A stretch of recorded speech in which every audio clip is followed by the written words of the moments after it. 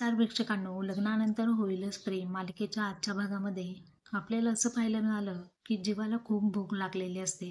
तो खाली येऊन फ्रीज उघडतो, परंतु फ्रीजमध्ये त्याला काहीही सापडत नाही.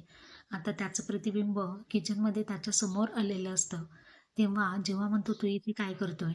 तो म्हणतो, आतापर्यंत तू तुझ्या आयुष्यात मातीच खाल्लेली आहेस, असं तो त्याला म्हणालेला असतो. जेव्हा म्हणतो, पण तुझं इथे काय काम आहे? आता जीवाचं प्रतिबिंब त्याला मनोबल वाढवण्यासाठी आलेलं असतं. ते म्हणतं की मी तुला जादूची जप्पी द्यायला आलेलो आहे, माझ्या जिगरच्या तुकड्याला मिठी मारायला आलेलो आहे, तुझा बूस्टर मी वाढवायला आलेलो आहे.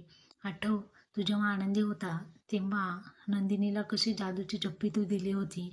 तो म्हणतो, आता कसं शक्य आहे? मी सर्व काही आता व्यवस्थित करू शकतो का? तो म्हणतो, हो.